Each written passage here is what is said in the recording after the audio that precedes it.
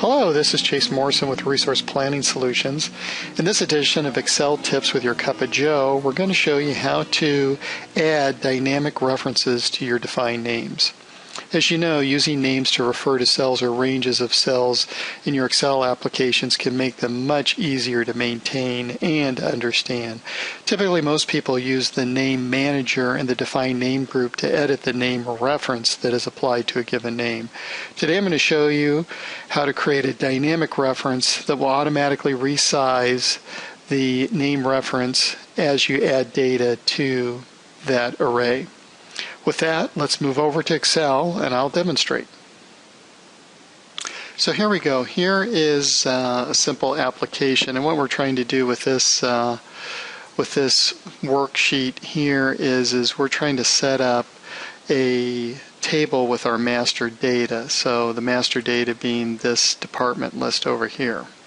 And this could end up being on any worksheet in any workbook, but I'm just putting them together here. So here I have my list of departments with their department names and the managers. And then over here, this could be some brief financial report, but this report basically is set up so that you input the cost center here, and then there are vertical lookups here in column G, H, that go and get the department name and the department manager. So if I wanted, if for whatever reason, say the sales department changed to Smith, it would automatically update over here to Smith. So that's kind of what I want is I want this table to reference this master data table of department names over here, and then this just goes over and it picks up the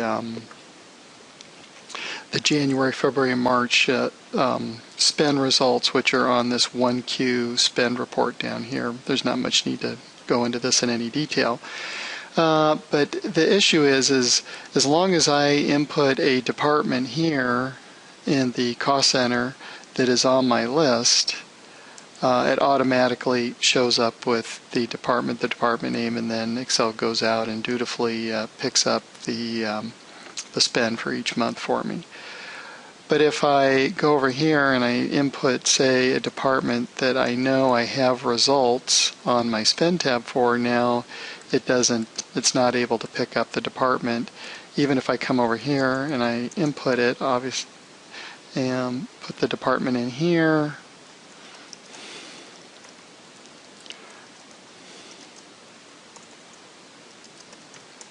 it still doesn't know that it's there. Because the range of the table is right here, and you can see right here it's showing up that it's saying, hey, this is the department list table.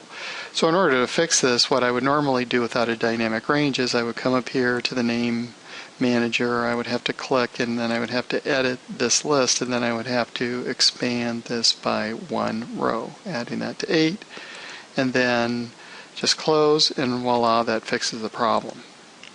So that's great, but it's a little bit cumbersome. So over here, I've set up a dynamic range. So this is basically the same data, but if I come over here and I put this guy over here, it's not on the list, this department, but if I come over here and I put it in here,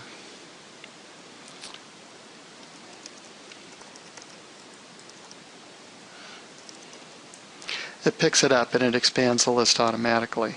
So how does it do this? Well, it uses an offset function, which is down here, to evaluate what the size of the range is. So each time I input a new item into my list, it's going to span this range for me automatically.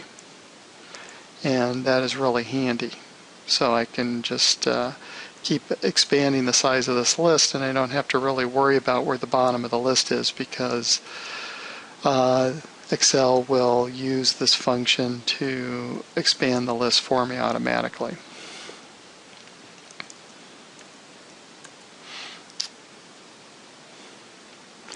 How does that work? Well, I have another little PowerPoint slide here that'll talk to that.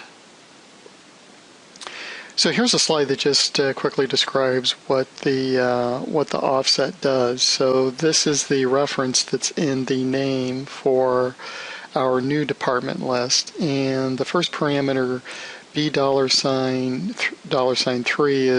is an absolute reference to row 1, column 1 on our array area, or the range that we want to dynamically resize. The next two parameters you can just put 0, 0, but it has to do with some other uses for this offset function that we're not going to use. Then this is really the important part here, this count function, B3 through B20, is basically going to be counting the non-blank elements that are going down column B in our array. So as we add another element, then this count will get incremented up each time we add a new item into column B.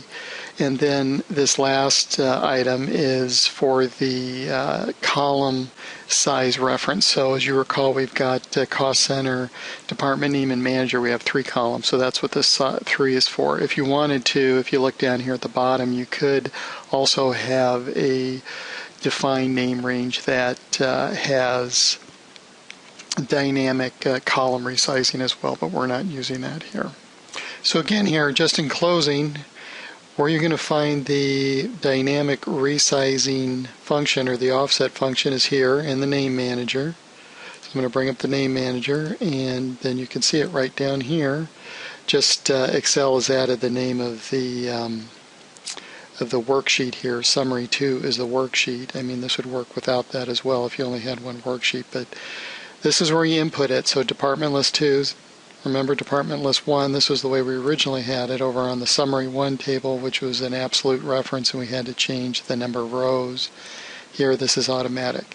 So again, this is a great great tool to use, say, if you use drop-down boxes too. So let's say if you had a report and you wanted your users to be able to pick the department to view on the report, and you never knew just how many departments are going to be, you could use this to use this dynamic resizing function to look at a department master data table and then accommodate whatever the number of departments are you have.